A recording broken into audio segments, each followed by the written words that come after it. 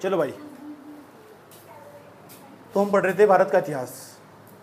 तो भारत का जब इतिहास पढ़ ही रहे थे तो भारत के इतिहास में हमने 8 क्लास पढ़ ली। इतिहास को मैंने जितना डिटेल से पढ़ाया, ना तो किसी वीडियो में मिलने का, ना किसी किताब में मिलने का, एक साथ इतना सारा कंटेंट, क्योंकि मैं बहुत सारी रिसर्च कर लेकर आया। देखो आज मैंने नोट्स तैयार कर रख रखा है। सही बात है, यानी घंटों घंटों मुझे मेहनत करनी पड़ा। और ये भी वैसे वैसा नोट्स नहीं है, कई सारी किताबों को पढ़ने के बावजूद और मेरे पिछले सालों का जो ज्ञान पढ़ाने का अनुभव वो सारा का सारा, और दूसरा पिछले साल का प्रश्न पत्र देखने के बावजूद और यूपीएससी के प्रश्न पत्र देखने के बावजूद कि मुझे इस चीज़ की तुम्हें इस लेवल पर जाकर पढ़ना होगा। दूसरा जिसको बीए में इतिहास होगा, दूसरा एमए में इतिहास होगा, उसके लिए भी बहुत बेनिफिट है। समझ बात है। और मेन चीज़ वही है, मैं कहानियों के तौर पर बताऊंगा और पूरी कहानी दिमाग में ऐसा करके छाप लेनी कि कभी भी लिख सको उसके बारे में। समझ बात है। मैं पहले बता दूं, मैं पढ़ाने वाला पीरी के लिए, क्योंकि पीरी और मेंस में क्या काम का होगा मैं साथ साथ बता दूँ। मेंस में नहीं है टॉपिक, क्यों पहले बता रहा हूँ मैं। मेंस में इसका कल्चर का पार्ट है। कौन सा पार्ट है? और वैदिक सभ्यता में कोई कल्चर डेवलप ही नहीं हुआ। वैदिक सभ्यता में कोई कल्चर ही डेवलप नहीं हुआ। इसके बाद ना इसके बाद जो आने वाला मौर्य काल, जो वहाँ तो कल्चर डेवलप होगा हमारा।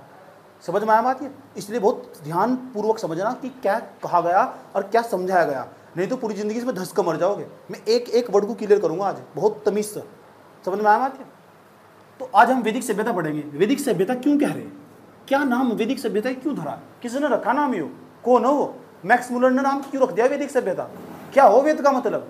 जानकारी भाई जी, आपने तो सिंधु घाटी सभ्यता बताया था, और सिंधु घाटी सभ्यता का जो पतन था वो कैसा हुआ? सिंधु घाटी सभ्यता का पतन ऐसा हुआ, उसे लेकर आज भी मतभेद। कोई नहीं बता पाया सिंधु घाटी सभ्यता कैसे मरी। कुछ लोग कहते हैं सिंधु नदी में बाढ़ आई थी जिसके कारण सारे लोग मर गए, कुछ लोग कहते हैं मलेरिया के कारण सारे लोग मरे, कुछ लोग कहते हैं पर्यावरण परिवर्तन उसके बाद सारे लोग मर गए। अच्छा, किसी सभ्यता के सारे लोग मर गए होंगे या कुछ लोग बच भी रहे होंगे? अलग इलाकों में बच भी रहे होंगे। जो लोग बच रहे थे ना, वे लोग ही ना उन्होंने वैदिक सभ्यता बनाई, उन्होंने वैदिक सभ्यता बनाई है।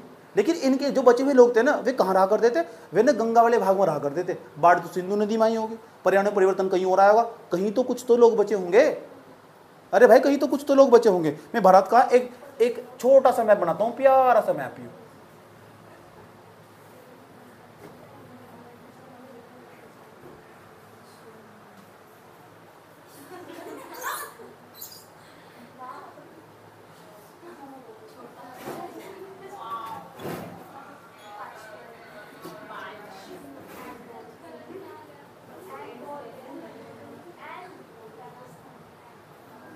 समझ में आती है? ये मैप है, इसे मैंने पाकिस्तान को भी समाहित कर लिया। समझ में आती है? ये इतना पूरा का पूरा एरिया नहीं, पूरा का पूरा ये पाकिस्तान वाला एरिया। और ये सिंधु नदी यहाँ को जा करती थी। और जब सिंधु नदी यहाँ को जा करती थी, ये गंगा नदी वाला भाग है।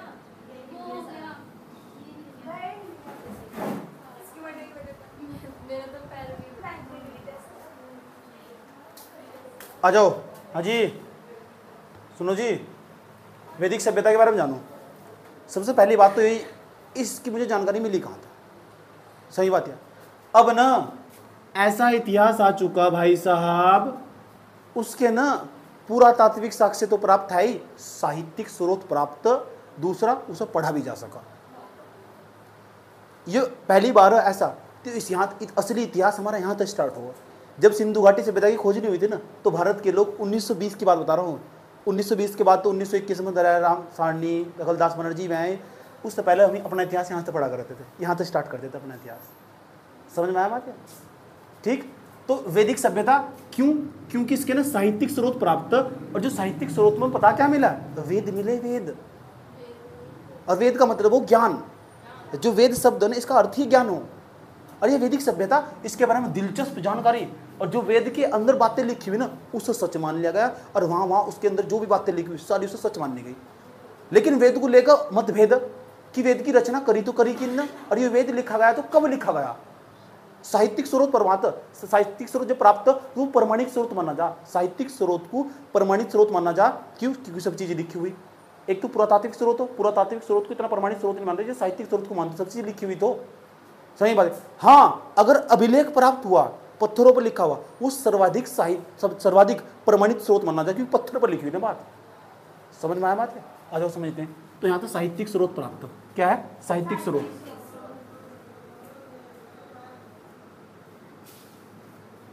साहित्यिक स्रोत। अच्छा, साहित्यिक स्रोत, जो साहित्यिक स्रोत प्राप्त, इन साहित्यिक स्रोत में ना हमारा वैदिक साहित्य मिला पूरा का पूरा। वैदिक साहित्य, वैदिक साहित्य को पढ़ने के बावजूद हमने इसकी जानकारी जुटाई इस सभ्यता की। यार इस सभ्यता में यहाँ ऐसे लोग रहा करते थे। यार ये जो लोग थे ना, जो गंगा घाटिया, भारत का जो उत्तरी मैदान, भारत का जो उत्तरी मैदान है ना, गंगा घाटी के आसपास सिंधु घाटी सभ्यता के लोगों का जब पतन हुआ, कुछ लोग यहाँ बच गए थे। इन सिंधु घाटी सभ्यता के पश्चात के लोग मानते हैं और ये उत्तर भारत में रहा करते थे और इनकी वजह से मिल गई सभ्यता डेवलप हुई, ऐसा मानते हैं कुछ लोग। कुछ लोगों का पता क्या मानना कि यहाँ ना ऊपर मध्य एशिया पड़ा, मध्य एशिया में कजाकिस्तान, किर्गिस्तान, समझ उज्बेकिस्तान वो पड़ा और वहाँ से ना उसे मध्य एशिया बोल रहा। और मध्य एशिया तक कुछ लोग आए थे और उनका आक्रमण हुआ था और उन्होंने आकर ना यहाँ गाँव की तरह रहना शुरू कर दिया। समझ बात या डंगर ढोर लेकर आए हुए, समझ गाय लेकर आए हुए और उन्होंने यहाँ रहना शुरू कर दिया। तो यहाँ उन्हें हम आर्य के नाम से जानते हैं, आर्य, इसे आर्य सभ्यता के नाम से भी जानते हैं। बाद में लेकर अभी हम क्रम वाइज पढ़ेंगे। कुछ लोगों का मानना जो ये थे ना आर्य, ये बाहर से आए थे और यहाँ इनके रहने से एक पूरी सभ्यता डेवलप हुई। उस सभ्यता को ही हम वैदिक सभ्यता के नाम से जानते हैं।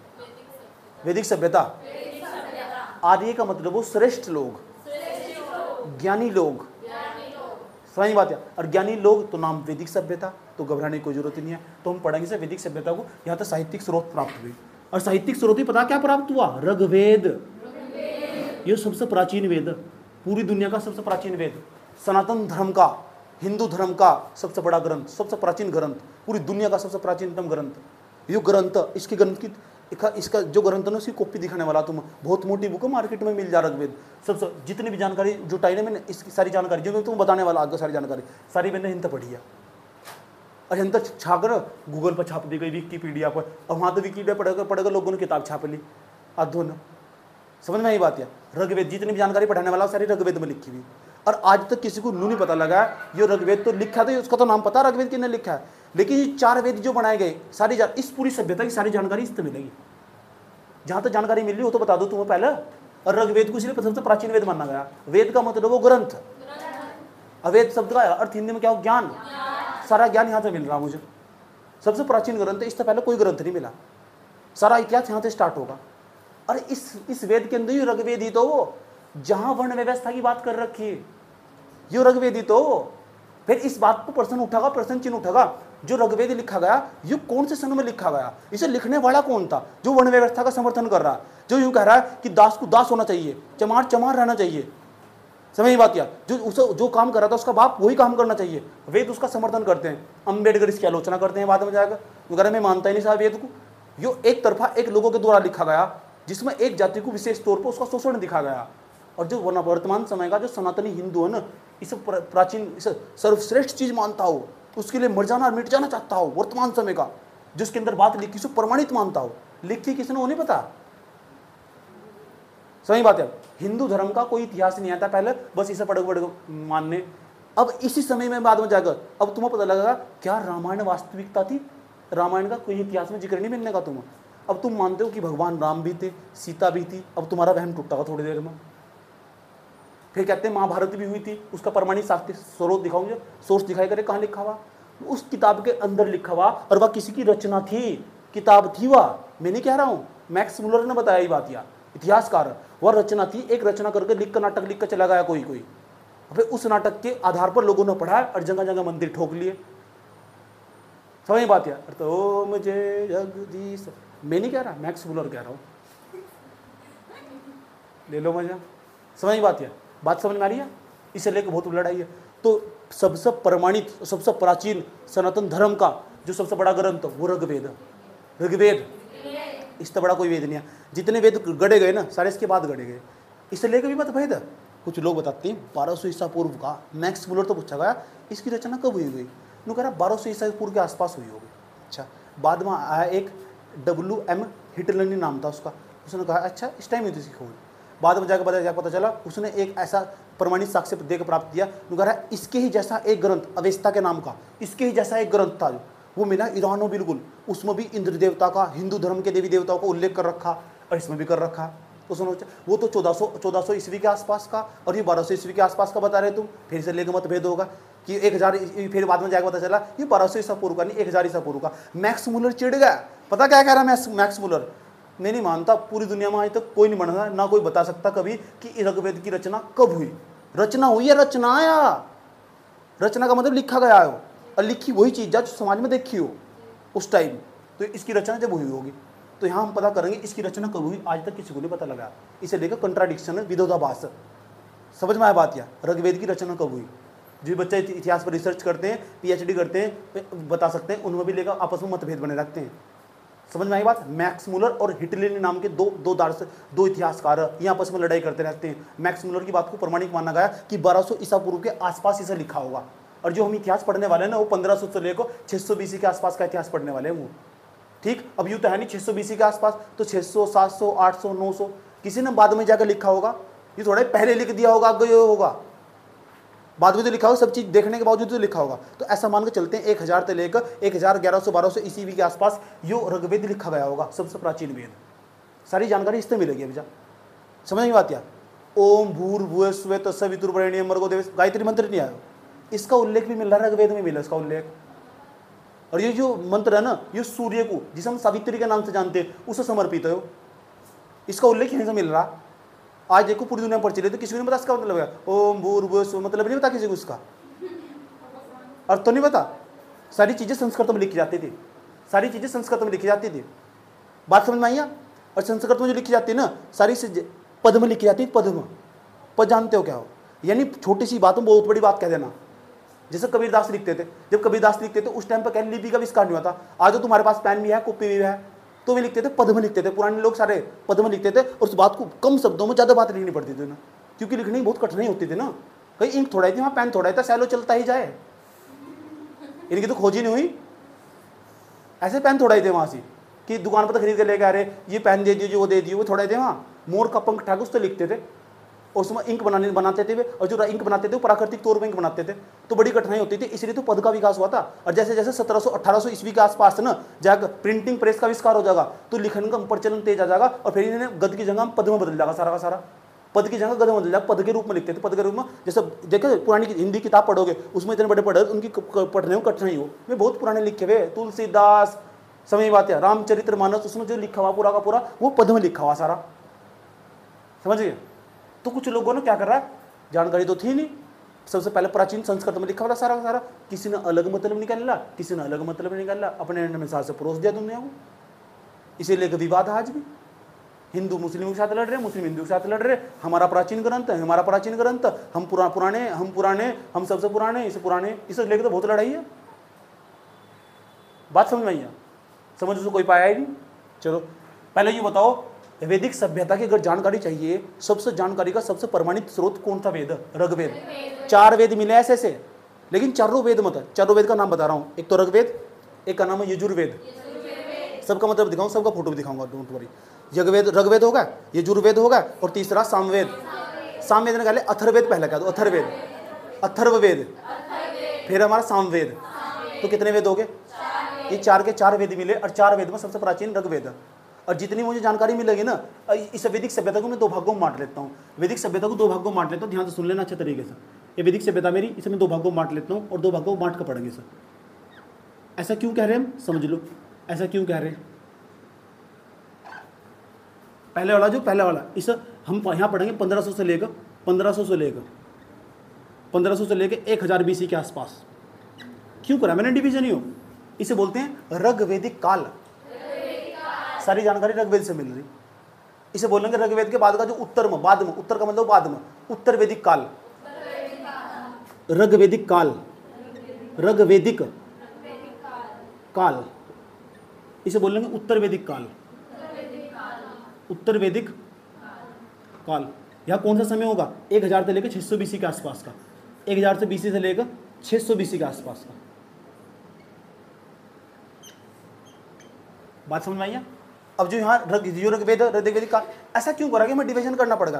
कुछ तो हुआ होगा 1000 BC में। लोहे की खोज, क्या कहते हैं? लोहे की खोज बहुत बड़ी खोज हो, लोहा एक प्रकार की हार्ड धातु हो। और जब यहाँ का जो मनुष्य था ना, वो इतना परिचित था, इतना डेवलप हो चुका था, उसके हाथ में अब ऐसी कुल्हाड़ी थी जो लोहे से बनी हुई थी, जो हार्ड सी कठोर थी, तो जमीन को साफ करना बहुत आसान हो जाए उसके लिए। वैदिक सभ्यता में लोहे की खोज हुई, इससे पहले आज तक कभी लोहे की खोज नहीं हुई थी। दिमाग पर धारण कर लो, वैदिक सभ्यता, जो वैदिक सभ्यता है ना, यहाँ का मनुष्य लोहे तो परिचित हो चुका था और उसने लोहे के औजार बनाना सीख लिया था और जमीन को साफ करना उसके लिए आसान था। इसलिए इन्होंने गंगा के आसपास का, इधर तो बाढ़ आ गई थी, इधर वाला जो आसपास का इलाका था ये पूरी संस्कृति यहाँ डेवलप हुई इस पूरे एरिया में। उसने इस पूरे मैदान को ना क्लीन कर दिया, काट कर, और अपने घर बना लिए। घर नहीं बनाया अभी अपना निवास स्थान बना लिया उसने किसी न किसी तरह, कबीले टाइप का झोंपड़ी गिर कर रहना शुरू कर दिया उसने, मनुष्य ने। सही बात है। कुछ दिन यहाँ डूबता था, गाय भैंस, आज भी देखते हो तुमने उसकी तरफ जाओगे ना, जंगलों की तरफ जाओगे तो गवाले पड़े रहे हैं, भैंस 20-30 भैंसों उनके पास, झोंपड़ी डाल कर रखे हुए, फिर कुछ महीने ठहरेंगे, फिर कहीं और चल जाएंगे दूसरे स्थान पर। ऐसा रहा करता था यहाँ का मनुष्य। उसके लिए साफ सफाई कर रखा हुए, साफ सफाई करने के लिए लोहे की खोज बहुत बड़ी खोज थी। उसका जीवन, मनुष्य का जीवन बहुत सरल बनाया उसने लोहे ने। बात समझ में आई क्या कहने की कोशिश करी जा रही? तो ऋग्वैदिक काल, तो वैदिक साहित्य को हम कितने भागों में बांट कर पढ़ेंगे? 2। वैदिक सभ्यता को 2 भागों में बांट कर पढ़ेंगे। एक तो ऋग्वैदिक काल, यहाँ तक का जो समय एक 1500 BC से लेकर 1000 BC का, और जो है एक उत्तर वैदिक काल। उत्तर वैदिक काल 1000 BC से लेकर 600 BC के आसपास का समय। बताओ, इतनी बात समझ में आई नहीं आई? ठीक। अभी बताऊं मुझे, इस सभ्यता के दोनों स्रोत प्राप्त होंगे, एक साहित्यिक स्रोत भी और पुरातात्विक स्रोत भी। कुछ तो मिलेगा खुदाई कर का, हाँ मिला इस सभ्यता का। कुछ अभिलेख भी प्राप्त हो रहे पत्थरों पर लिखे हुए। बात समझ में आई? तो इसका मतलब इसके पुरातात्विक स्रोत भी प्राप्त हुए और साहित्यिक स्रोत भी प्राप्त हुए। लेकिन साहित्यिक स्रोत ऐसे प्राप्त हुए उन्हें पढ़ा जा सका। अब वे लिखे थे संस्कृत में, और सबसे प्राचीन जो ग्रंथ था उसका नाम ऋग्वेद, और ऐसे ऐसे 4 मिले, लेकिन सबसे पुराना ना जो जिससे सबसे पहला वो ऋग्वेद। सही बात है। अभी जितनी भी जानकारी दूंगा ना तुम्हें, मैं सारी ऋग्वेद की जानकारी दे रहा हूँ। बात समझ में आई? इसे 2 भागों में बांट ले। क्यों बांट ले? पता लग गया क्यों? क्योंकि लोहे की खोज हो चुकी थी और इस मैदान को इनके लिए साफ करना बहुत आसान था। समझ में आया बात? इतनी बात बताओ, समझ में आई नहीं आई? ठीक।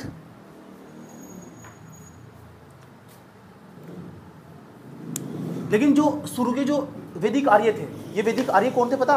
ये कांस्य युगीन समाज था। और कांस्य युगीन समाज वो था जो सिंधु घाटी वाला समाज था। ये पंजाब वाले एरिया में रहा करते थे, ये बच गए थे, ये नहीं मरे। समझ में आई बात? या जो आरंभिक आर्य थे, आरंभिक आर्य का मतलब जो शुरू में लोग कहते हैं बाहर से आए थे, अरे ये तो यहीं कहीं बसे हुए थे, कांस्य युगीन समाज के लोग थे। इन्होंने क्या, जब लोहे की खोज हुई तो इन्होंने जंगलों को साफ सूफ कर जगह बसा ली। बाद में तो कुछ लोग मध्य एशिया से आए और यहाँ ईरान, मध्य एशिया से आए, और मध्य एशिया से भी थे ना 2 प्रकार की शाखा आई थी। कुछ लोग इधर की तरफ चले गए। क्यों? उधर ठंड पड़ रही होगी, और ठंड पड़ रही हो तो इधर दौड़ेंगे नीचे, रास्ता तो ढूंढोगे। जब तुम्हें ठंड लगेगी तो बाहर सोओगे, फिर भीतर सोओगे, रास्ता तो ढूंढोगे, अंदर सोओगे तो खाट ठाक अंदर भाग दोगे। इसी तरह भी जब ऊपर ठंड पड़ रही तो आए हैं इधर, चलते चलते आए हैं। सबका इनका अलग अलग कमेंट। बाद में जाकर पता चला आर्य केवल भारत में नहीं आए थे, इनकी एक शाखा ईरान में भी चली गई थी। ईरान में भी चले गए थे। यहाँ पाकिस्तान पड़ा, पाकिस्तान के इधर साइड में ईरान पड़ा, जहाँ भारत ने अपना पोर्ट बना रखा, बंदरगाह, चाबहार बंदरगाह ईरान पड़ा।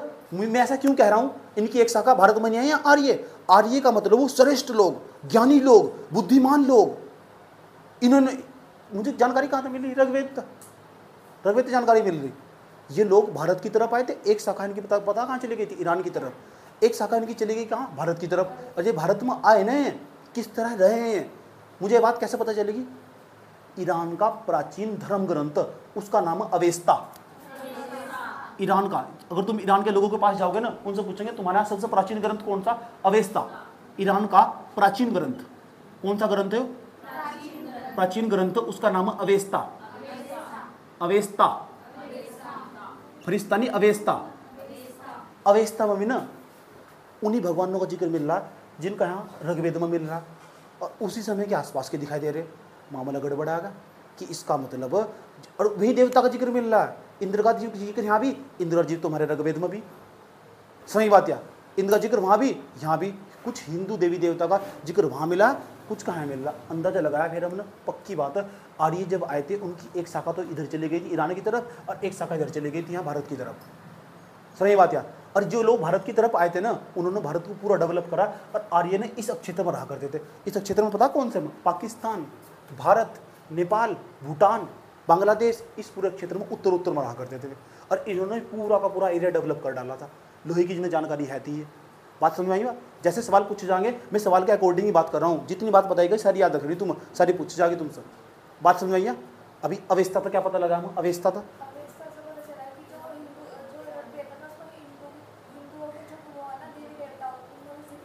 तो इससे पता चला कि जो आर्य लोग थे ना, जो मध्य एशिया से आए थे, सेंट्रल एशिया से आए थे, उनकी दो शाखाएं थी। सही बात है, एक शाखा तो ईरान की तरफ चली गई थी और एक शाखा यहाँ भारत की तरफ आई थी। सही बात है, जो भारत की तरफ आई ना, वे बहुत श्रेष्ठ और ज्ञानी लोग थे, वे अव्वल लोग थे, और उन्होंने इस पूरे एरिया पर कब्जा जमाया था। इस दक्षिण भारत में नहीं गए, में इस एरिया पर पूरे गए थे। समझ बात है, इसलिए ना उत्तर वैदिक आर्य लोग, इसे इस सभ्यता को उत्तर वैदिक आर्य सभ्यता भी कहते हैं। वैदिक सभ्यता को हम उत्तर वैदिक आर्य सभ्यता के नाम से जानते हैं। वैदिक सभ्यता क्यों कह रहे? वैदिक का मतलब ही जानकारी हमें वेद से ही मिल रही। और वेद कौन सा वेद? ऋग्वेद, यजुर्वेद, सामवेद, अथर्ववेद, सबके बारे में पढ़ेंगे हम तभी। इसका किस किस में क्या क्या लिखा हुआ, किस किस में कितनी कितनी लाइन लिखी हुई, ऐसी कौन सी लाइन में क्या क्या लिखा हुआ। पर्सन पूछा, इतना मोटा ऋग्वेद, ओरिजिनल देखा तुमने? दिल्ली में रखा हुआ। सही बात है, संग्रहालय में, म्यूजियम में उठा कर रख रखा। सही बात, उनसे जो जानकारी मिल रही वो सारे जान। अब तो उसकी फोटो स्टेट आने लगी। मार्केट में हरिद्वार में घूमने जाओगे ना, तो गली से मत निकल जाना, तो मोटी मोटी किताब रखी रहा है, उस पर लिखा है ऋग्वेद, यजुर्वेद, सामवेद, अथर्ववेद। मेरे बचपन में छोटा छोटा था, जल लेने जाते थे तो सोचते थे पता नहीं हो क्या है, बाद में जाके पता चला अच्छा यही है वेद, जो हमारे सबसे प्राचीन ग्रंथ था। और उनके अंदर ना ऐसी ऐसी बात भी लिखी हुई। पता कैसी बात लिखी हुई? ऋग्वेद को मैं पढ़ रहा था, हे चुप हो जाओ, ऋग्वेद में ऐसी ऐसी चीज़ें बता रखी उसमें कि अगर कोई व्यक्ति बहुत सारे मंत्र अगर उनका उच्चारण करना सीख जाना, अगर वो वृद्धावस्था में तो जवान अवस्था में पहुंच जा। हाँ, पहले यूज करते थे इनका, ऐसे मंत्र भी लिखे हुए। अगर वृद्धावस्था में जवान अवस्था में पहुंच जाओ, मैंने बहुत सारे पन्ने देख के मिला ही नहीं मुझे ऐसा मंत्र। सही बात है, मैंने कहा उस मंत्र का उच्चारण करते करते बोल लूंगा भगवान मुझे 15 साल की अवस्था में पहुंचा दे, दोबारा तो मैं इससे मेहनत कर लूंगा। चलो इतनी बात बताओ, समझ में आई नहीं आई? ऐसी ऐसी बातें लिखी हुई इसके अंदर। अब कौन सी बात सही है कौन सी बात गलत है, ये विश्लेषण करने लायक चीज है। अच्छा ये बात बताओ, अवेस्ता तो जानकारी सेम मिल ली, कोई दिक्कत यहां तक?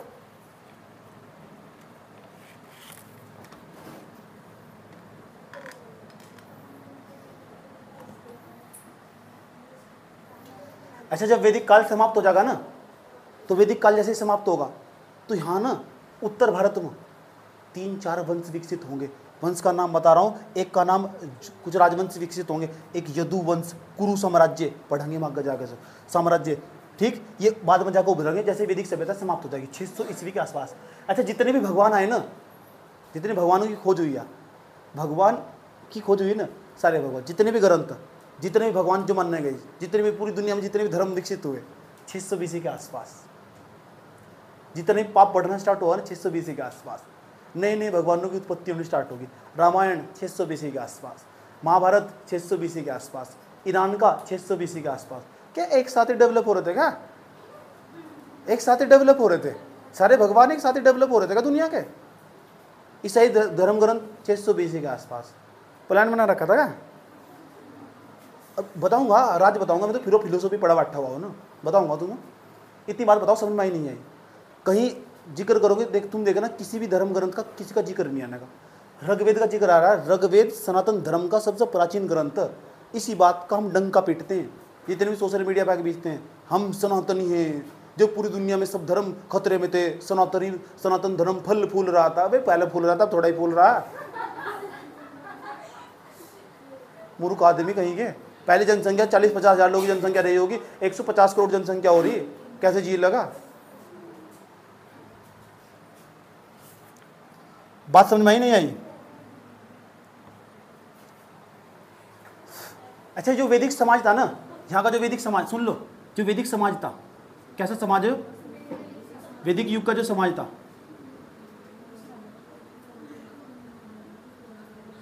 यज्ञपरक समाज था। यज्ञपरक जानते हो?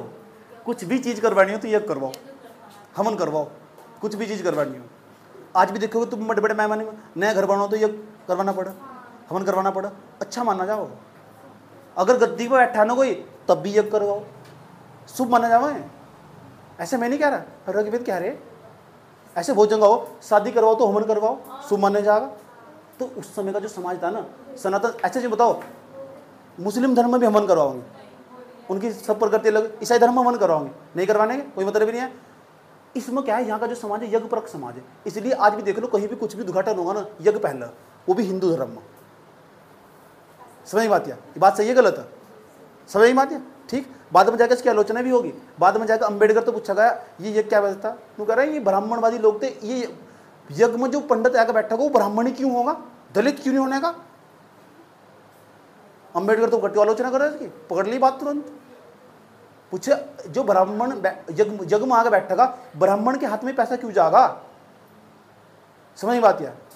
उसके घर में फुट्टी कोड्डी नहीं है, यज्ञ करवाना जरूरी, फुट्टी कोड्डी नहीं है, दहेज देने खातर उसको पैसे नहीं है, कर्जा लेकर दहेज दिया, ब्राह्मण को खाना नहीं खिलाओगे ना 11 ब्राह्मण को, तो उसका विवाह, दलित की बेटी का विवाह अशुभ माना जाएगा। ऐसी प्रथाएं थी। सुनकर चीज लग रहा हो तुम? अंबेडकर ने पूछा, तर्क गढ़ देते। अंबेडकर पूछा तो अंबेडकर तो बहुत आलोचना कर देते नहीं। बात समझ में आई? बात सही है गलत है? अंबेडकर की बातों में दम। तर्क सुनोगे तो दंग रह जाओगे। जवाब नहीं है किसी के भी पास भी, तुम दे लो जवाब। कितना बड़ा कोई धर्मी अधर्मी दो, बात तर्कों पर करो ना। 12-21 ब्राह्मणों को खाना खिलाना जरूरी, उसके घर में उन्होंने कर्जा लेकर अपनी बिटिया का ब्याह करा, और नहीं कराओगे ना, खाना खिलाओगे, उनके जेब में 500 रुपये भी डालने सबके, अशुभ माना जाएगा विवाह।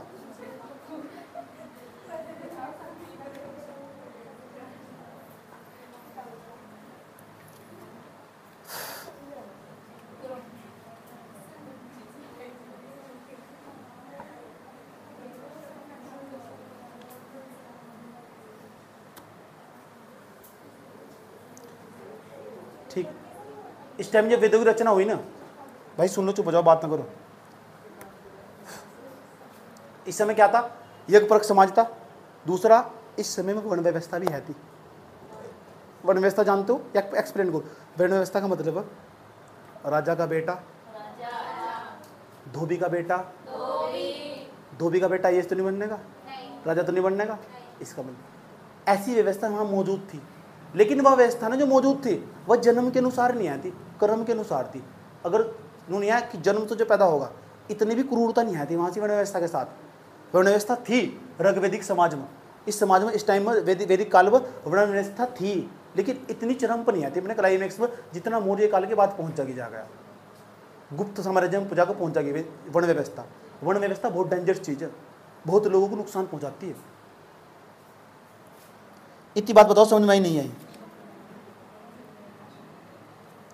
अच्छा, जो मैं बात बोलकर बता रहा हूँ ना, अच्छी बात जो लगी तुम अपने नोट्स में मेंशन कर लेना। जैसे वैदिक, सुन लो, आज तो पूरी कहानी चलेगी।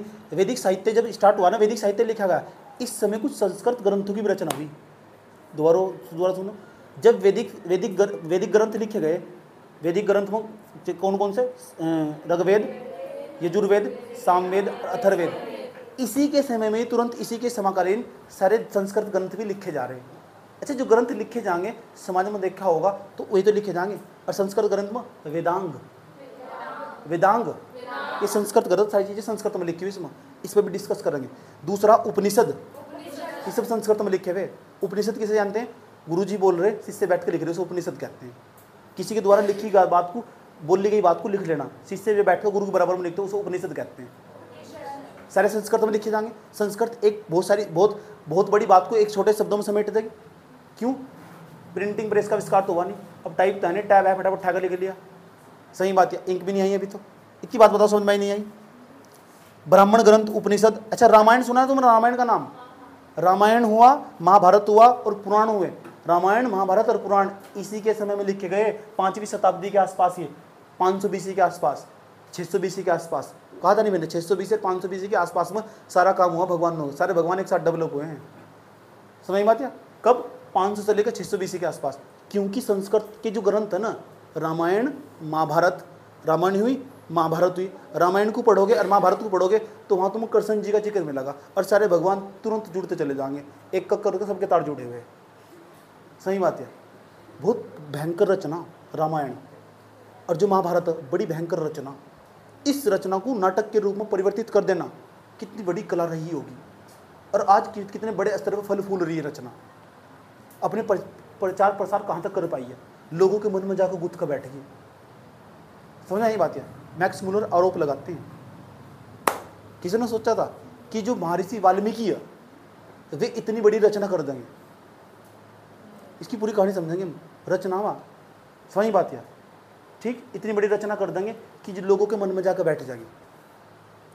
भाई अगर कोई भगवान थे पहले, what is the evidence? Evidence होना चाहिए ना, प्रूफ। अब गांव में क्या हो जाओगे, अगर किसी व्यक्ति के पास जाओगे, अब भगवान का प्रूफ मांग लिया, पापी हो, निरस्तरवादी, ठाओ सर, इसे पता नहीं, कुछ भी नहीं पता, अपने घर में बात कर, तर्क पर तो बात करो, विज्ञान तो तर्कों पर चल रहा। सही बात है। अब न्यूटन न्याय किसी अभिलेख पर लिखा हुआ मिला, यहां मिला हुआ, यहां मिला हुआ, अगर मिला हुआ तो वैज्ञानिक क्यों नहीं मानते? इसरो के वैज्ञानिक ने कौन से ने कह दिया कि फलाना जी भगवान जी यहाँ मौजूद थे, फलाने जी मस्जिद वाले यहाँ मौजूद थे, फलाने जी ईसाई धर्म वाले यहाँ मौजूद थे? किसी ने भी नहीं कहा, कोई भी एविडेंस नहीं मानता। समझ बात समझ में? अच्छा, इसी समय क्या होगा, सारे कर्म, ऋग्वेद में बहुत कर्म कांड चलते थे, अंधविश्वास, पाप, पाखंडी सब चलते थे। तो कहते किसी न किसी को ना ठेस पहुंचाने के लिए किसी न किसी की एंट्री हो ही जाओ। इसी के समय में ना 600 BC के आसपास, 563 BC के आसपास गौतम बुद्ध का जन्म हो जाए। और गौतम बुद्ध का जो बौद्ध धर्म है वो बहुत तार्किक धर्म है। इसके बाद जैन धर्म, वो भी ऐसा ही है। बौद्ध धर्म और जैन धर्म, और ये एक साथ विकसित होंगे, और ये तुरंत इस व्यवस्था पर, पूरी समाज की व्यवस्था पर गहरी चोट करेंगे। और जब गहरी चोट करेंगे, उसका जो कर्म पाखंड है वो सब नीचे बैठ जाएगा। लोग बौद्ध धर्म और जैन धर्म को अपनाना स्टार्ट कर देंगे। समझ में आया बात? यार उसके बाद क्या होगा, जैसे बौद्ध धर्म, जैन धर्म जाएगा, फिर कट्टरता बढ़ेगी समाज में, फिर मुस्लिमों का आक्रमण होगा। सही बात है। 712 ईस्वी के आसपास मोहम्मद बिन कासिम आगा, वहाँ इस्लाम धर्म था, वो इस्लाम धर्म को आगे भारत में स्थापित कर देगा। सही बात है। इस्लाम धर्म आगा, पूरा साम्राज्य लूट लगा, सब हिंदुओं को भी किस में कन्वर्ट कर देगा, मुस्लिमों को कन्वर्ट कर देगा। बात समझ में आई है? इतिहास को लेकर कभी लड़ाई नहीं करनी चाहिए। और इतिहास को वर्तमान समय में जो लोग राजनीति का आधार बनाते हैं ना, उसको जब तो अराजकता फैलती है, बुद्धि भ्रष्ट लोगों की, पढ़ना बिल्कुल भी चाहते नहीं। जिसे इतिहास के बारे में, इतिहास का ई भी नहीं पता ना, वो चौराहे पर खड़े हो ज्ञान देने आ जाए, बड़े बड़े तर्क कर देंगे। किसी चीज पे बात तो करो, तो तर्कों के साथ बैठकर तो बात करो, किसी चीज का तर्क भी तो होना चाहिए। बताओ, इतनी बात बताओ, समझ में आई नहीं आई? कोई दिक्कत है यहां तक? अब इतिहासकारों का क्या मत है? इतिहासकार तो पूछा गया, भाई बताओ ये इतिहासकार है, इतिहासकार तो पूछा गया, ये वैदिक सभ्यता के लोग कौन थे, कहाँ आए थे? इतिहासकार का मत, इनका मत पूछा गया कि बताओ ये कौन थे? तो पता क्या कहते हैं, ये तो आर्य थे। पूछे कहाँ आए थे? मध्य एशिया था। कहाँ से? सही बात है। और कहाँ रहते थे? जो भारत है ना, जो उत्तरी मैदान है, उत्तरी पश्चिमी मैदान है, उत्तरी भारत का जो उत्तरी मैदान है, उत्तरी पश्चिमी मैदान में रहते थे। अधिकांश आर्य यहाँ रहते थे, इस एरिया में, पूरे में। सही बात है। कौन है? आर्य। और आर्य का मतलब क्या हो? श्रेष्ठ लोग, ज्ञानी लोग। सही बात है। आर्य सभ्यता का मुख्य केंद्र पता लग चुका। बाद में जाके बस गए कहाँ तक? पाकिस्तान तक, नेपाल तक, बांग्लादेश तक, यहाँ तक बस चुके थे। बात समझ में आई है? ये मैं नहीं कह रहा हूँ, इतिहासकारों का मत। किसका मत?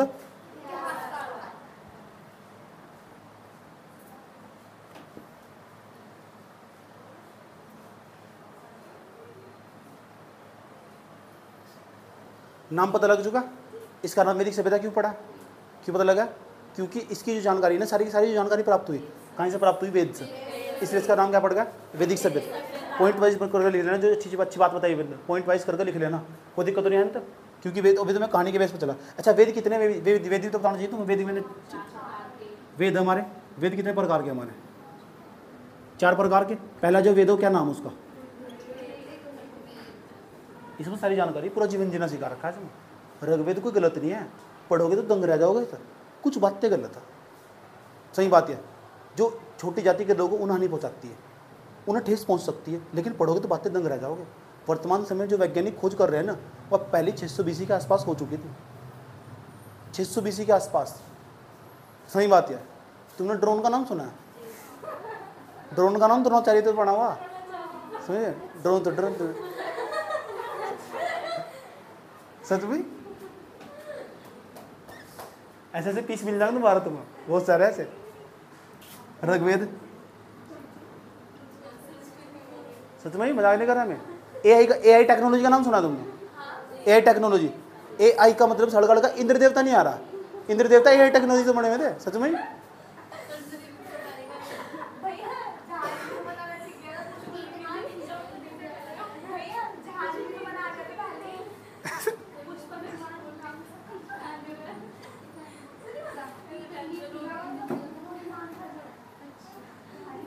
ये यजुर्वेद है।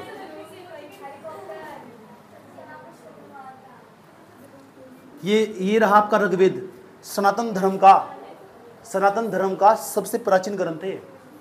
ठीक, जिस हिंदू धर्म, तुम सब हिंदू ही तो हो, तो तुम गर्व की अनुभूति होनी चाहिए। होती नहीं तुम गर्व की अनुभूति? तुम अपने आप को बहुत गर्व महसूस होना चाहिए, तुम सनातनी हिंदू हो। सनातन का मतलब जानते तुम? सबसे प्राचीन, सबसे पुराने, सबसे पहली बार पृथ्वी पर जिन्होंने कब्जा था, तुम वही तो हो।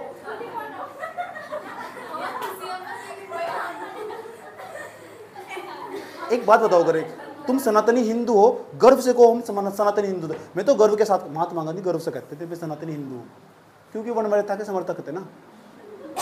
सही बात है।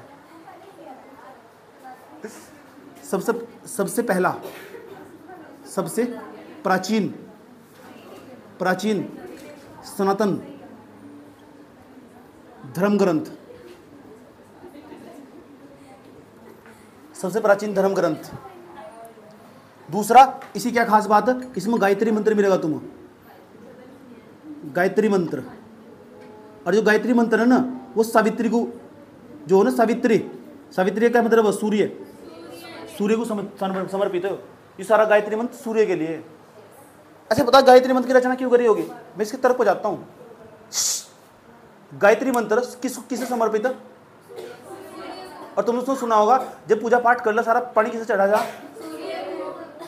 ये शायद इसलिए वर्तमान समय में ना पुराने लोगों को, सुन लो ध्यान लगा, पुराने लोगों को पहले जानकारी थी कि पृथ्वी पे एकमात्र ऊर्जा का स्रोत सूर्य ही है, और उसका ना कंजर्वेशन, उस ऊर्जा को संरक्षित करने के लिए सूर्य को पानी चढ़ाते हैं, और वो पानी पौधों में देते हैं। और जब पौधे में देते हैं ना उस पानी को, तो पौधा उसको एनर्जी लेकर, बात उनकी सही है बिल्कुल, वे गलत नहीं है। पुराने लोग हमारे घर में सिखाया गया हो तुलसी के पेड़ को पानी दो जाएगा, वे गलत नहीं है। कुछ बातें तो बहुत खतरनाक है, इसकी डेंजर्स है। ये सनातन धर्म में पहले ही पता था ये बात। और आज हम क्या कर रहे हैं? CO2 गैस को कम करने पर लगे हुए, कार्बन का उत्सर्जन कम करने पर लगे, सब रूप बदल गया ना। सूर्य को समर्पित है। और आगे चलो भाई, और आगे चलो।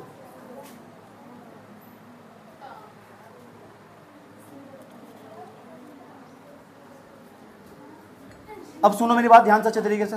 अब सवाल है, ऋग्वेद के बारे में पूछा गया।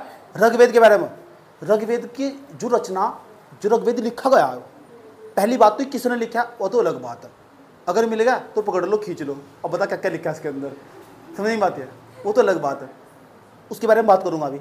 अब सबसे पहली बार एक इतिहासकार था, नाम था मैक्स मूलर। पूछा गया कब लिखा है, नाम है देखो मैक्स मूलर।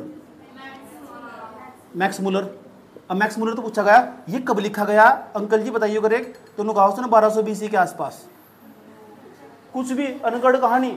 आया दूसरा इतिहासकार, और दूसरा इतिहासकार पता क्या कह रहा है, कह रहा है इसे क्या था 2 साल का बच्चा आयो।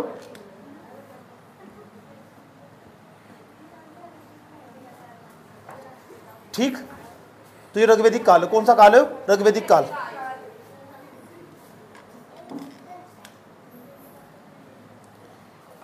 इतनी बात बताओ समझे। दूसरा इतिहासकार आया, उसका नाम था W.D. हिटनी। इसने क्या करा, इसकी बात का खंडन कर दिया। इसने पता क्या कहा, इसने कहा कि पृथ्वी, सुन लो ध्यान लगाकर, W.D. हिटनी है, आलोचना कर दी इसकी मैक्स मूलर की। अब पता क्या कहा कि हाँ ना, जो आपने जो बताया हो कि 1200 BC के आसपास, इसका प्रूफ क्या है। अब जो मैक्स मूलर था ये चिढ़ गया था, और W. हिटनी पता क्या बोल रहा है, तो कह रहा दुनिया में फिर ऐसा कोई व्यक्ति नहीं है जो उसके बारे में बता सके ऋग्वेद की रचना कब हुई। तो इसलिए ऐसा मान लिया गया, ऐसा माना जाता 1000 BC से बाद, और जो 1200 BC के 1500 BC के आसपास ही इसका विकास हुआ होगा। क्यों ऐसे में, इसलिए कह रहा एक अभिलेख प्राप्त हुआ, और अभिलेख का नाम याद रखना, क्वेश्चन में बार बार मिलेगा, बोगाजकोई। एशिया माइनर के अंदर से मिला, एशिया के अंदर से मिला हुआ, एशिया माइनर के अंदर से अभिलेख 1400 BC के आसपास का हो, और उस पर हिंदी देवी देवता के नाम लिखे हुए, इंद्र का नाम लिखा हुआ उस पर।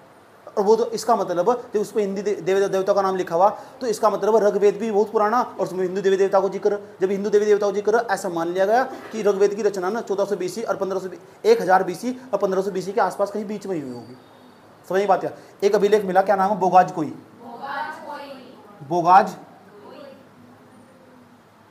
अभिलेख, बोगाजकोई। कब का अभिलेख? 1400 BC के आसपास का, एशिया माइनर एशिया के बीच में मिला, बिल्कुल एशिया, जगह का नाम नहीं बताया गया। एशिया माइनर,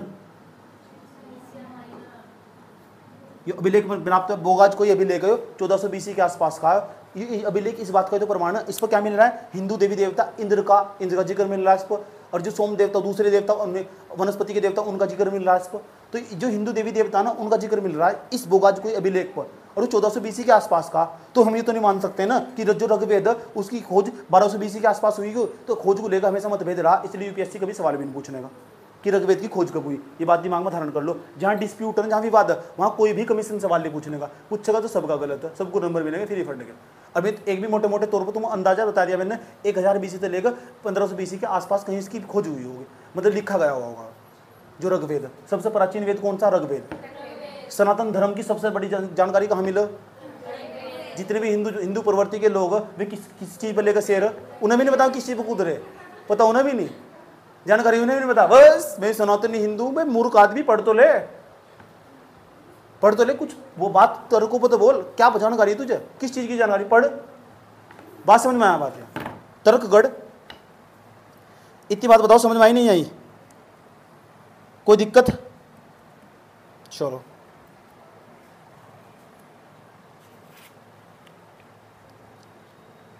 अब ये वैदिक काल, कौन सा काल है? वैदिक काल। ऋग्वेदिक काल में ना कर्म कांडे पक्ष इतना प्रबल नहीं आता। जो ऋग्वेदिक काल है, एक 1500 BC से लेकर 1000 BC के आसपास का जो काल है, इस समय में क्या था? जो हमारा कर्म कांडे पक्ष का क्या मतलब हो? कर्म कांडे पक्ष का ये मतलब हो कि बाह्य पक्ष पर ध्यान देना धर्म के। बाह्य पक्ष, मंदिर, पूजा पाठ पद्धति, इन सब पर ध्यान देना, वो इतना प्रबल नहीं आता। लेकिन इस बात में जाकर उत्तर वैदिक काल में ये बहुत प्रबल हो जाएगा। सारे भगवान यही तो खोज जाएंगे 600 BC के आसपास। तो उत्तर वैदिक काल में कर्मकांडे पक्ष में बहुत प्रबल हो जाएगा, और यहाँ कर्मकांडे पक्ष का गुण होगा। गुण का मतलब उसका अभाव होगा। बात समझ में आ रही है? या बात छोटी छोटी लिख लेना जब अपना नोट्स तैयार करोगे।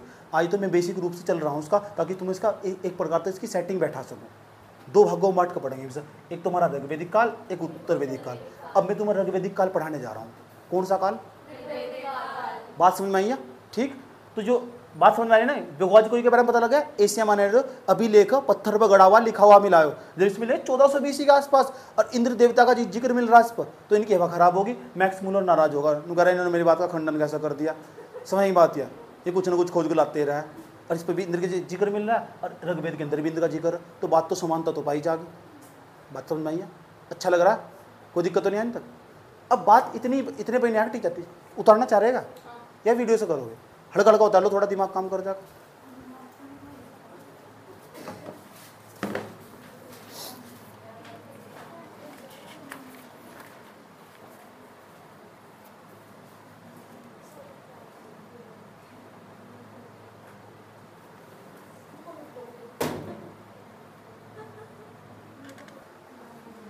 तो पहले तुमको कॉपी में पता क्या हेडिंग बनानी है। अब हम ना, ये तो हमारी बेसिक जानकारी थी वैदिक सभ्यता, जो पता होनी चाहिए एक छात्र को। वैदिक सभ्यता पढ़ने वाला पता होनी चाहिए, नहीं पता होनी चाहिए? तो काफी समझ हुई होगी वैदिक सभ्यता की पढ़ती। अब हम क्या समझने वाले? अब हम समझने वाले 1500 BC से लेकर 1000 BC के आसपास जो ऋग्वेदिक काल था, इस ऋग्वेदिक काल के बारे में छोटी बेसिक जानकारी जुटा।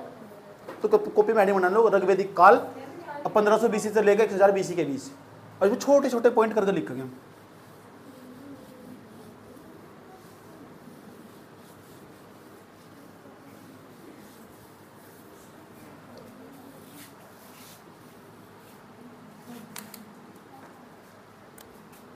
ऋग्वेदिक काल हेडिंग बना ली। इससे पहला पॉइंट,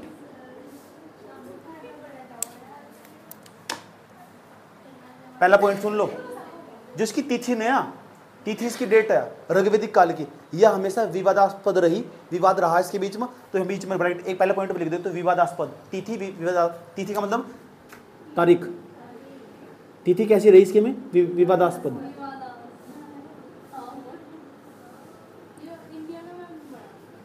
अपने घर जाकर बनाइए कॉपी में, सारी चीजें ही बना के।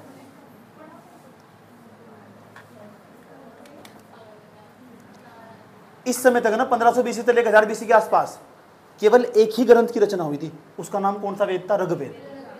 तो इसलिए इस काल को पूरा का पूरा ऋग्वेदिक काल कह दिया। इस समय तक केवल एक ग्रंथ की रचना, केवल एक ग्रंथ की रचना हुई। उसका नाम क्या है? ऋग्वेद। केवल एक ग्रंथ की रचना हुई, अगर तीर का चिन्ह लगा लिख दो ऋग्वेद। ऐसा करके नोट्स तैयार करना, याद रहेगी इसके बाद। तीसरा पॉइंट इसके बारे में, ऋग्वेदिक काल के बारे में।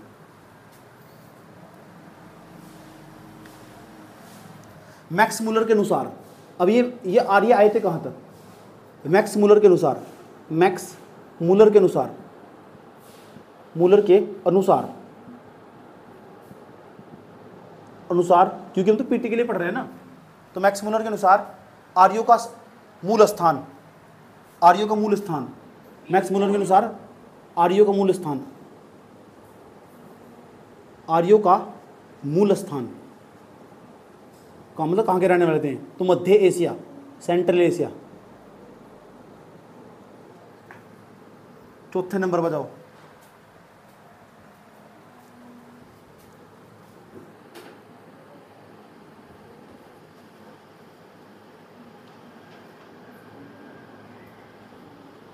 ऋग्वेद की रचना कब बताई? ऋग्वेद की रचना 1200 ईसा पूर्व ने बताई थी। तो ऋग्वेद की रचना जो मैक्स मुलर ने बताई थी 1200 ईसा पूर्व बताई थी। तो 1200 ईसा पूर्व के ब्रैकेट में लिखिए मैक्स मुलर। मैक्स मुलर इतिहासकार। इससे पूछा गया कि बताओ ऋग्वेद की रचना कब हुई? Max Muller. उसके बाद 5वें नंबर का जो पॉइंट था, W.D. हिटनी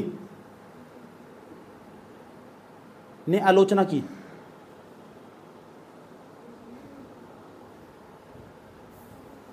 जब आलोचना कर दी तो आलोचना करने के बाद मैक्स मुलर ने क्या कहा? ठीक, अब वो मैक्स मुलर ने कहा कि पृथ्वी पर ऐसी कोई शक्ति नहीं जो यह बता सके कि वैदिक मंत्रों की रचना कब हुई है। लिखो, मैक्स मुलर ने कहा, मैक्स मुलर ने कहा कि पृथ्वी पर ऐसी कोई शक्ति नहीं जो यह बता सके वैदिक मंत्रों की रचना कब हुई है। 5 पॉइंट हो गए, 5-6 पॉइंट। छठे पॉइंट में लिखनी है बात, यार पृथ्वी पर ऐसी कोई शक्ति नहीं जो यह बता सके कि वैदिक मंत्रों की रचना कब हुई है।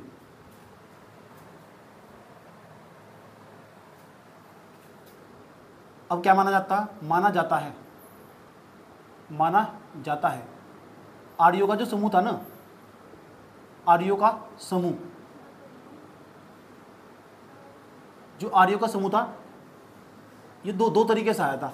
एक ऐसा समूह था जो ईरान की तरफ चला गया, और एक ऐसा समूह था ईरान को दूसरी भाषा में फारस भी कहते हैं। ये तो पढ़ो, फारस की खाड़ी, फारस। और दूसरे एक ऐसा समूह था जो भारत की तरफ आया।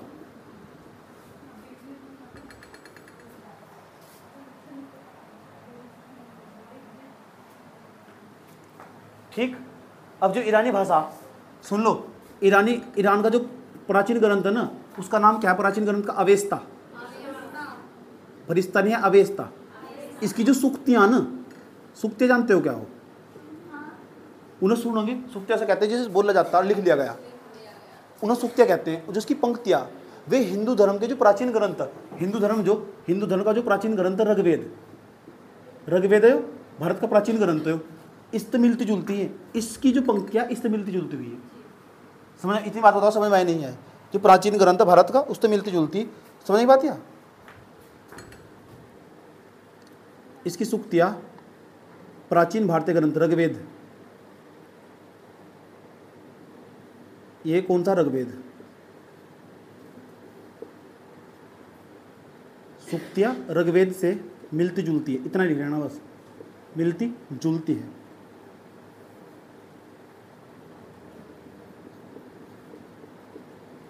पीटी में तो काम का, और क्या काम का बस। अब जो ऋग्वेद की खोज कब मानी जाती है? 1000 BC के आसपास, 1000 BC के आसपास मानी जाती है। 1000 BC या 1200 BC के आसपास मानी जाती है। लेकिन बाद में जाएगा पता क्या चला कि ऋग्वेद इस टाइम लिखा नहीं हुआ। क्यों? इसके बाद ना एक और अभिलेख मिल गया, बोगाज कोई अभिलेख, और ये कब का? 1400 BC के आसपास का। इसलिए इसका सन बार बार पूछा जाएगा कि जो बोगाज कोई कब का अभिलेख है? 1400 BC के आसपास का। और ये एशिया माइनर में मिला,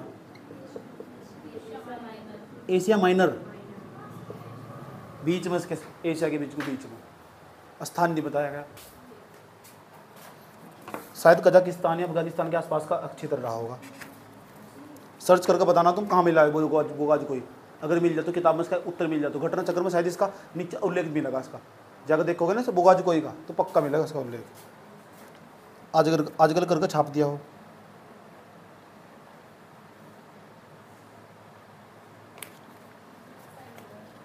हटता नहीं जो करना कर।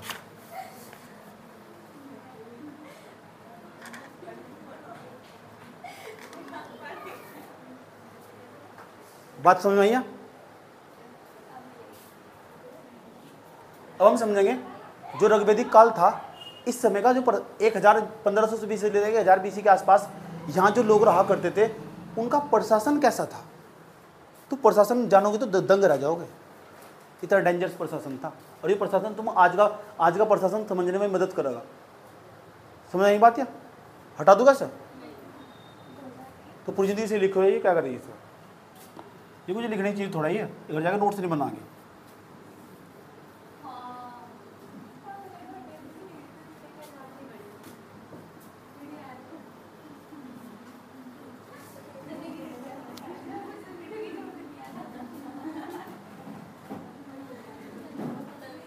सुन लो और सुनो। अब यहाँ का देखोगे प्रशासन, एडमिनिस्ट्रेशन कैसा था। इंग्लिश वर्ड नहीं लिखता, ज़्यादा अच्छा लेने का। देखो कितनी मस्त चीज़ है। सुन लो, यहाँ का प्रशासन कैसा हुआ करता था। जो सबसे छोटी इकाई थी ना, इस क्षेत्र की जो सबसे छोटी इकाई थी उसे बोलते थे कुल। यानी और एक जो कुल था ना, कहते नहीं का ये हमारे कुल का मतलब खानदान। क्या हो? और जो खानदान था एक ही छत के नीचे रहता था, सारा खोरा खानदान एक ही कुल। तो प्रशासन की जो सबसे छोटी इकाई थी कुल, और जो कुल पर जो शासन करता था ना एक ही परिवार का। यहाँ का समाज ना आपको पितृसत्तात्मक समाज दिखाई देगा। कैसा? जो कुल पर जो शासन करेगा उसे बोल रहे हैं कुलपति, या एक कुल का पूरा खानदान का जो उस पर शासन करता कुलपति की, या कुलपति की जगह हम दूसरा कह सकते हैं जो कुल पर शासन करने वाला व्यक्ति था उसे हम कुलप कहते थे। कुलप अरे कुलपति। तो कुलप पता लग चुका क्या था? समझ बात है। जो कुलपति था ना वो शासन करता था और वो कोई पुरुष हुआ करता था। यहाँ का प्रशासन समझे यहाँ के लोग किस तरह रहा करते थे। जो प्रशासन की जो सबसे छोटी इकाई थी ना वैदिक सभ्यता के अंदर, जो ऋग्वेदिक काल था। ऋग्वेदिक काल पता लगा कब तक? 1500 BC से लेकर 1000 BC के आसपास का जो समाज था। सीधी बैठ जाओगे। प्रशासन की जो प्रशासन था ना, प्रशासन की जो सबसे छोटी इकाई थी, प्रशासन की सबसे छोटी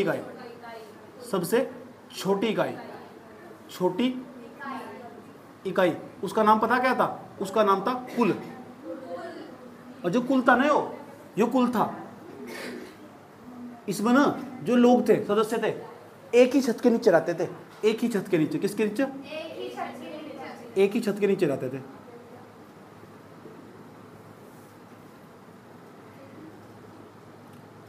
समझ बात? आज ही पुराने लोग कह दो ये हमारे कुल का ही तो, हमारे खानदान का ही तो, लेकिन आज के लोग एक छत के नीचे तो नहीं रहते। समझ बात? यार एक छत में त्रेड़ पड़ा लेकिन दो दीवार बढ़ जाएगी। समझ भी समझती आज के लिए। घरों का विघटन हुआ, जहाँ घरों का विघटन होना शुरू जाना समझ जाओ वहाँ शहरीकरण जन्म ले रहा। क्या जन्म ले रहा? जो महिलाएं बैठकर टीवी देखती है ना उसका असर उनके ऊपर ही पड़ रहा है। जो महिलाएं बैठकर टीवी देखती है उसका असर उनके परिवार पर पड़ता है। इसीलिए महिलाओं को बैठ के ज़्यादा टीवी देखना चाहिए। हाँ, कौन दिखाओ संयुक्त परिवार के नाटक? उसमें नाटक में भी तो दिखाओ कि दो घरों में कैसे अलग हुआ जा, वो भी तो दिखाओ। भूल गए। तो जो कुल था ना जो कुल हुआ करता था, इसका परिवार का जो परिवार का ना एक मुखिया हुआ करता था। जो परिवार था ना, परिवार का जो मुखिया हुआ करता था, का मुखिया, उसे पता क्या बोलते थे? उसे बोलते, ये सवाल पूछे हुए ऋग्वेदिक सभ्यता के अंदर जो परिवार का जो कुल हुआ करता था, कुल का जो मुखिया हुआ करता था उसे क्या कहते थे? कुलपति। कुलप भी कहते थे। कुलप कहते थे। पता लग गया? ऐसे ही वर्ड देके पूछो कुलप क्या था।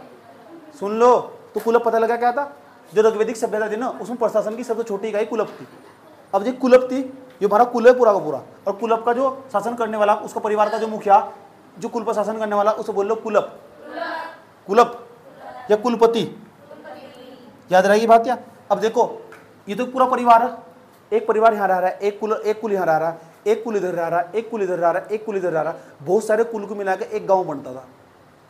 समझ बात? या यहाँ ये जो प्रथा ही तो चली आ रही है। एक कुल यहाँ रह रहा है। सुन लो, ये कुल, ये भी क्या है? कुल। ये भी क्या है? कुल। और ये भी क्या है? कुल, और ये भी क्या है, और ये भी क्या है, बना दूं गाँव, ये पूरा का पूरा बन गया बराबर, हमारा क्या बन गया, गाँव। कई सारे कुल थे ना, कई कुल को मिला के गाँव बनता था, कई कुल थे, कुल को मिलाकर क्या बनता था, एक ग्राम। ग्राम मतलब गांव, याद रहेगी बात। या जो एक गांव बनता था ना, इस गांव का एक मुखिया होता था, एक गांव का एक मुखिया होता था। वर्तमान समय में तुम उसे क्या कहते हो, ग्राम प्रधान, उसे ग्रामीणी बोलते थे, ग्रामीणी।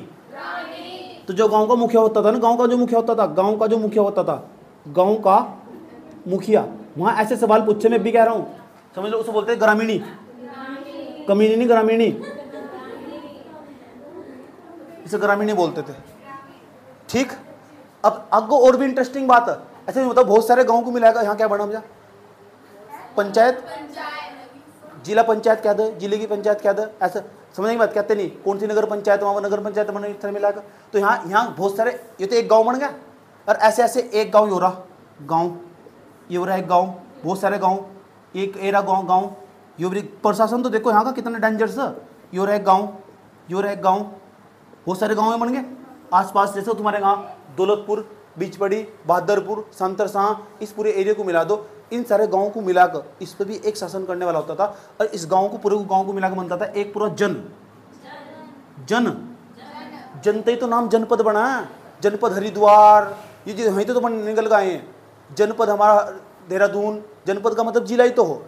तो एक प्रकार का जिसे हम जन कह रहे हैं ना, तो बाद में जाकर इसका ही नाम जनपद बना, समझ बात यार। अब बहुत सारे जन को मिला देंगे, 1 2 3, हमारे यहाँ इस टाइम राज्य बन जाओ, बन जाता, बन जाता इस तरह ही। तो गांव को मिलाकर क्या बनता था, जन। अच्छा, जन की जगह ना हम इसे विष भी कह देते, विष, इतनी बात बताओ। अच्छा, बहुत सारे गांव को मिलाकर ना, जन नहीं बना, बहुत सारे गांव को मिलाकर विष बनता था, विष, जन नहीं बनता था, इसे विष बनता था।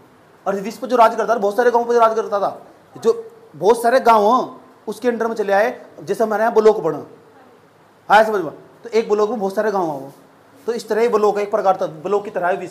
और इस विष का ना, जो विष पर शासन करता था, जो ब्लॉक पर शासन करो उसे ब्लॉक अधिकारी बोल रहे। अब यहाँ विष पर जो शासन करता था उसे बोलते थे विषपति, विषपति। ये सारा प्रशासन यहाँ का उत्तर भारत का, इस पूरे उत्तर भारत में जो वैदिक सभ्यता फैली हुई थी ऋग्वैदिक काल में, यहाँ का जो प्रशासन है, ये प्रशासन तक सवाल पूछे जाए, वो विषपति कौन था। तो बहुत सारे जो गाँव थे ना, उस पर एक विषपति हुआ करता था, और जो विषपति पूरे गांव को ऑर्डर देता था ना, वो सबको मानना पड़ता था। अब जो यहाँ जो ग्रामीण है ना, जो ग्रामीणी है, पूरे उस गांव में जितने भी कुल रह रहे, सारे कुल को इस ग्रामीणी की बात माननी पड़ती थी। और इस ग्रामीणी को पता किसकी बात माननी पड़ती थी, विषपति की। विषपति का जो ऑर्डर आता था यहाँ फॉलो होता था। देख तो कितने साल पहले, 1,500-2,000 साल पहले वैदिक सभ्यता में कितना बेहतरीन प्रशासन था। वर्तमान समय तो तुलना कर लो, आज भी तो क्या है, ऊपर का ऑर्डर वहाँ स्टेट पर आगा, स्टेट तक फिर यहाँ आगा, फिर यहाँ आगा, फिर गाँव में आगा। तो तुम वर्तमान समय का स्ट्रक्चर भी समझना है। अब बहुत ये विष होगा, विषपति होगा। अब विष पता लगा क्या हो, बहुत सारे गांव को मिला क्या बनेगा, एक विष ब्लॉक बन गया। और बहुत सारे ब्लॉक को मिलाकर हमारा क्या बनेगा, जन तो फिर जनपद बन जा। समझने की बात है। इसे मैं यहाँ से हटा रहा हूँ, और देखना आज का पूरा प्रशासन समझा के जब भेजूंगा तो देख लो अच्छी तरह।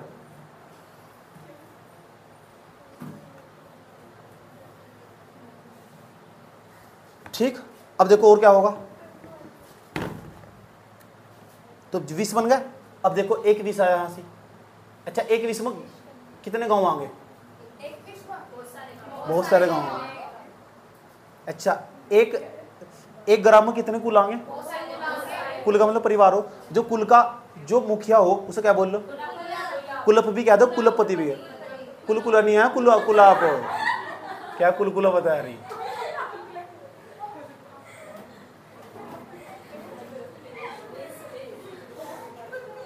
कुलकुला इसकी मम्मा का नाम है इसकी मम्मा का।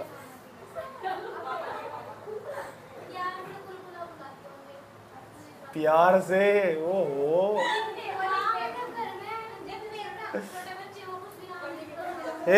चुप हो जाओ। बहुत सारे विष को मिला दोगे ना आपस में, तो पता क्या बन जाएगा, जन। ये जन बन जाएगा, पूरा का पूरा एक जन बन जाएगा। और जो जन का पति होगा ना, जो जन का पति होगा,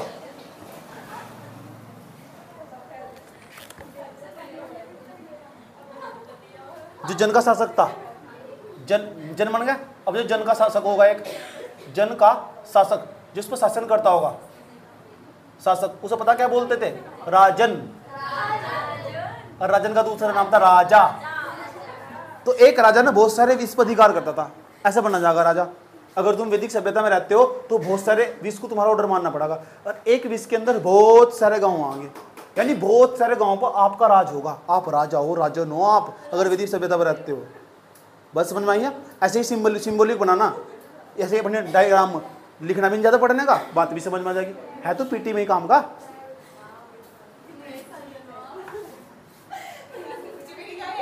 जो दिमाग में चल रहा होगा ना उस टाइम पे वही गढ़ा जाएगा। समझ की बात यार? जब प्रेमचंद्र अपने ग्रंथ लिख रहे थे ना 1936 में, उनका लास्ट में प्रकाशित हुआ था, तो प्रेमचंद्र के द्वारा जो अपना उपन्यास प्रकाशित करा हुआ, तो उसमें ना उन्होंने वही चीज़ दिखी जो समाज में चल रही थी। अब तेरे दिमाग में क्या आ रहा साजन, तो साजन ही बतागी ना, आजकल जो तेरे दिमाग में घूम रहा होगा साजन ही घूम रहा होगा।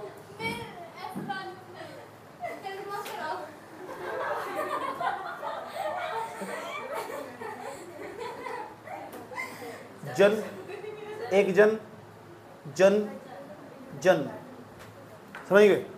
जिस तरह वर्तमान समय का एक राज्य हो, इस टाइम समझ लो पूरा का पूरा जन बनेगा, और बहुत सारे जन को आपस में मिला के जन, जन का एक राजा होगा, इस जन का एक राजा होगा, इस जन का राजा होगा, एक जन का राजा होगा।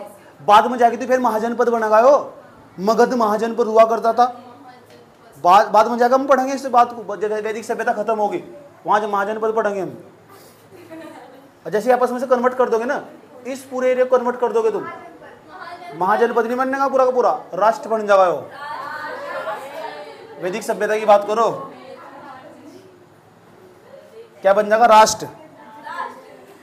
तो राष्ट्र बन जाएगा, एक राष्ट्र बन जाएगा पूरा। और जो राष्ट्र पर शासन करने वाला है ना, सुन लो, जो राष्ट्र पर शासन करने वाला, राष्ट्र पर टाइम बाद में देख लिया, देख ले, राष्ट्र पर शासन करने वाला,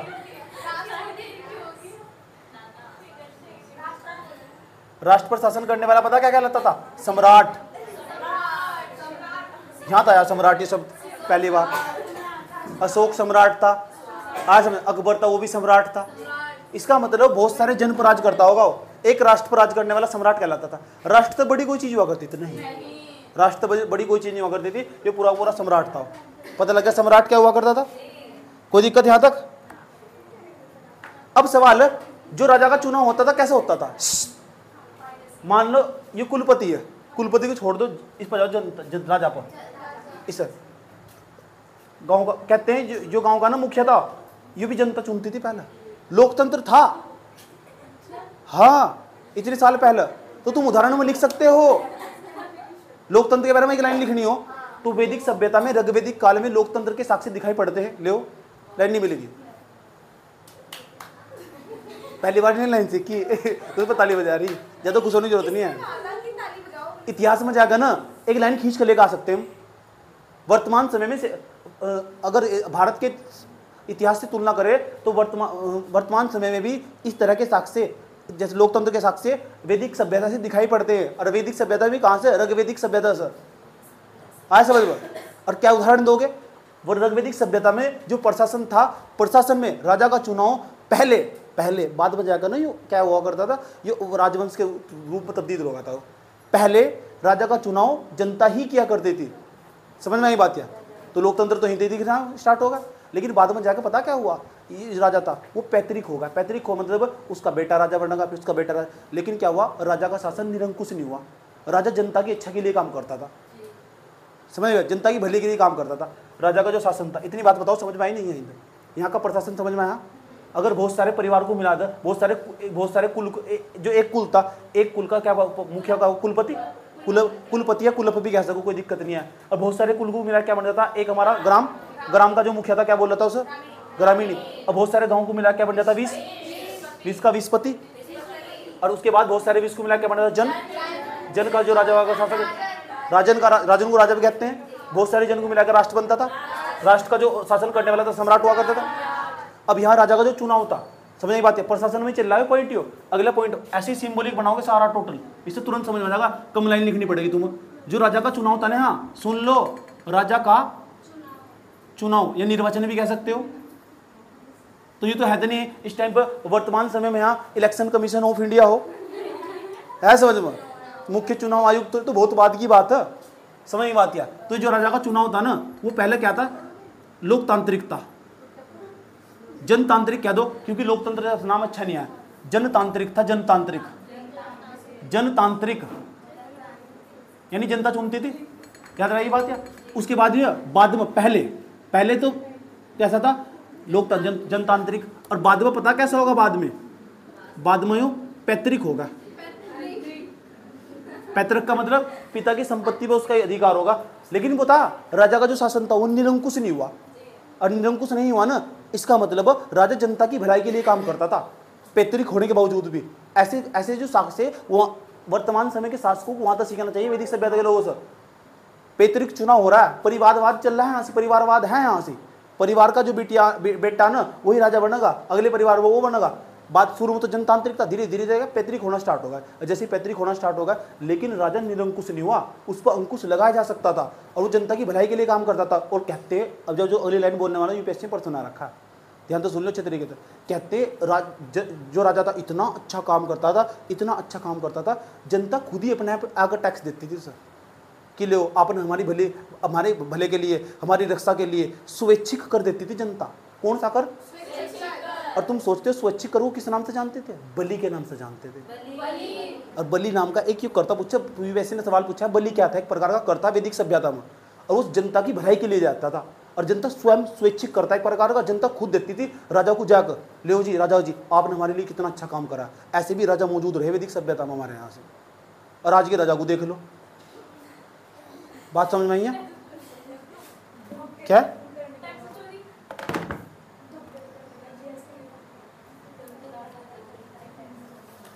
इतनी बात बताओ समझ में आई? लिख दोगे ना बात, जो मैंने बोल के बताई बात लिख लेना जरूर, कि हाँ यहाँ पॉइंट भी लिख लेना। पहले तो राजा का जो चुनाव था वो तो कैसे हुआ करता था, पहले तो जनतांत्रिक था, जनता करती थी, बाद में जाकर पैतृक होगा, लेकिन राजा निरंकुश नहीं हुआ। और बाद में जाकर राजा इतना अच्छा काम करता था, जनता की भलाई के लिए काम करता था, जनता की रक्षा करता था, और जनता उसे क्या देती थी, कर देती थी, और उस कर अपने आप ही कर दे रही स्वैच्छिक कर। और स्वैच्छिक कर का नाम क्या था? बलि। जनता बलि चढ़ागी, आओ बलि चढ़ाओ, बलि का मतलब ये नहीं है कि बलि का बकरा ही बना दिया, गर्दनी काट दी। तुम तो बलि का मतलब समझो बलि चढ़ा दी, मर गया कोई। बलि नाम का एक कर था वो। ऐसे सवाल पूछे बलि क्या है निम्नलिखित में से, ये एक प्रकार की प्रथा है, ये एक प्रकार का कर है, इतने से सवाल पूछे यूपीएससी ने पहले, और इसमें कन्फ्यूज बस। बलि एक प्रकार का करता जो जनता खुद दे। अब क्यों ना पूछे यूपीएससी सवाल, अच्छी बात है, अच्छा फेमस करता, ऐसे कर वर्तमान समय भी करो। ऐसे कौन दे रहा है वर्तमान समय में? दे नहीं देगा तो फंसेगा, जबरदस्ती सरकार को निकलवा रही तुम्हारी जेब तक tax, direct tax, indirect tax, थोड़ी देर जीएसटी लगा रखा है तो थोड़ा बड़ा कर रहे हो। सही बात है। वर्तमान समय में तुलना कर सकते हो, जीएसटी पर सवाल पूछ रहे तो जीएसटी दिमाग घूम जाएगा उसका। वर्तमान समय में जीएसटी को हटाकर बलि जैसा कर लगाना चाहिए, कोई गलत बात थोड़ा ही है, जनता खुद देगी स्वैच्छिक कर। तो नंबर में ना भर देगा, भर को लाइन पढ़ते ही नंबर भर देगा। यार कहाँ लेगा जाकर, कितनी जानकारी सर, दिमाग घुमा देगा उसका। लिखने में जीएसटी घुस गया इतिहास में, यही तो चाहिए सर, ये तो चाहिए उसे। मान लो तुम खड़े होकर तुम सुन लो, तुम खड़े होकर भाषण दे रहे हो, वर्तमान समय की सरकार को वैदिक सभ्यता से सीखना चाहिए। वैदिक सभ्यता में लोग, जनता राजा को स्वयं कर देते थे, उस कर को बलि कहते थे, बलि। वर्तमान समय में हम जीएसटी का खंडन करते हैं। भाइयों बहनों, अगर हमारी सरकार आएगी तो बलि जैसे कर को लागू करेगी। एक उदाहरण दे रहा हूं मैं तो,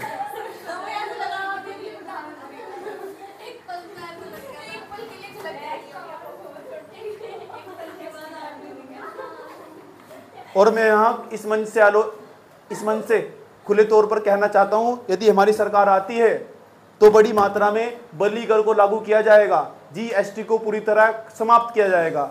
यह आम आदमी का शोषण करता है। इसलिए एसपीएल पार्टी को वोट देकर विजयी बनाएं। बस इतनी बात बताओ, बलिगर समझ में आया क्या? वर्तमान समय में ऐसा कर होना चाहिए। हाय, जनता को तो कुछ करना ही ना पड़ा। और सुन लो, ऋग्वेदिक काल में ना लास्ट बस 2 लाइन सोचनी,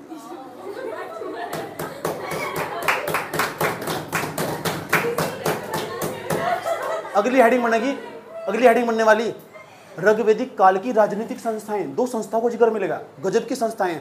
जैसे वर्तमान समय में तुम्हारे यहाँ इंस्टीट्यूशन दिखाई देंगे, कहीं ये वाला मंत्रालय बना, ये वाला मंत्रालय बना, ये वाली संस्था बना। 2 ही संस्था थी यहाँ से, 2 ही संस्था। और संस्था भी पता मीटिंग चलती थी, एक का नाम है सभा, एक का नाम है समिति। ऋग्वेदिक काल में सभा और समिति का जिक्र मिल रहा है। कहते हैं जो सभा थी ना, जो सभा थी वह पढ़े लिखे लोगों की सभा थी। बुद्धिजीवी वर्ग, बुजुर्ग वर्ग, अनुभवी लोग सभा में बैठते थे, और जो अनपढ़ आम जनता जो वे समिति में जाती थी। और जो सभा की क्या खास बात थी, सभा में ना पढ़े लिखा युवा वर्ग बैठते थे, क्योंकि इसमें ना जो जिक्र मिला है उसका नाम मिला है सभा का जो सदस्य था उससे सभासद कहते थे। सभासद की जगह सभेद भी कहते थे, सभेद जो सभा के सदस्य थे।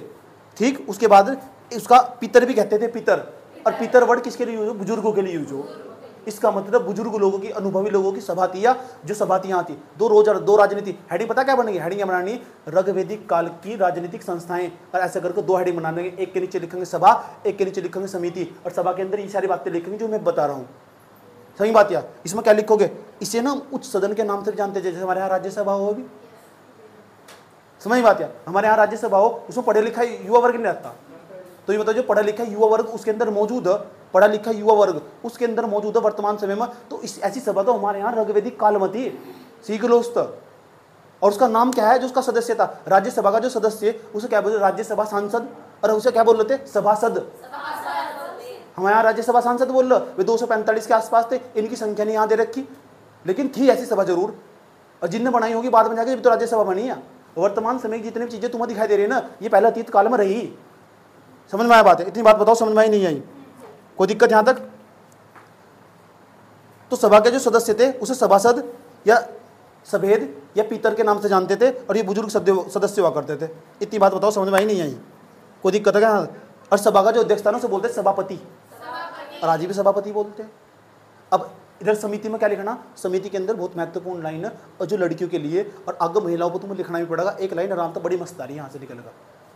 इस समिति ऐसी थी, पहली बार समिति का जिक्र मिला, और उस समिति में ना आम जो नागरिक थे इस संस्था में, समिति में, एक तो सभा थी, वो तो पढ़े लिखे लोगों की सभा, लेकिन जो समिति थी उसमें सारी जनता भाग लेती थी, और राजा सामने बैठता था, और जनता अपनी समस्या बताती थी। और तो और उस समिति में इस बात का भी जिक्र मिला, महिलाएं भी उस समिति में भाग लेती थी। इससे पहले किसी भी समिति में महिलाओं ने बढ़ चढ़ कर भाग ले लिया, और इसके बाद महिलाओं की स्थिति खराब होगी। और ये बात तुम जब सोशल इशू पढ़ रहे होंगे वहाँ मास्टर ने बताई होगी कि वैदिक सभ्यता में जो समिति थी, समिति के अंदर जो महिलाओं को भाग लेने का अधिकार था, अब बाद में जाकर उनके साथ बुरा ही होगा। इसके बाद तुम्हारी हालत खराब होने वाली। तो लाइन मिलेगी नहीं मिलेगी? तो आराम से तुम उदाहरण दे सकते हो वैदिक सभ्यता के अंदर समितियों का, कि वैदिक सभ्यता के अंदर जो समिति थी वहाँ महिलाओं को उन समितियों में भाग लेने का पूरा अधिकार था। बात समझ में आई है? इतनी बात बताओ, समझ में आई नहीं है? और यहाँ कैसे होती? सामान्य विषय पर चर्चा। जो समिति थी उसमें सामान्य विषय पर चर्चा हुआ करती थी। अच्छा, पड़ोस का कोई किसी की लड़की लेकर भाग गया तो वहाँ भी भागते होंगे इस तरह करके, तो सामान्य विषय तो होंगे, सामान्य विषय पर चर्चा हुआ करती थी। समझ में आया बात? इसका जो अध्यक्ष था उसे बोलते थे ईशान, बड़े वाला ई है, ईशान। और जो सभा का अध्यक्ष था उसे सभापति बोलते थे, और समिति का जो अध्यक्ष था उसे बोलते थे ईशान। किसान नहीं, ईशान, किसान की लगती। लेकिन इसमें ना प्रारंभ स्त्री आती थी, बाद में जाकर इस समिति में तो स्त्री को हटा दिया जाएगा। प्रारंभ में स्त्री को भाग लेने का अधिकार था। और यहाँ ना एक गान का जिक्र मिलता है, रक नामक गान होता था यहाँ। समिति को स्टार्ट करने से पहले ये गान होता था, जिस तरह राष्ट्रीय गान होता नहीं क्या,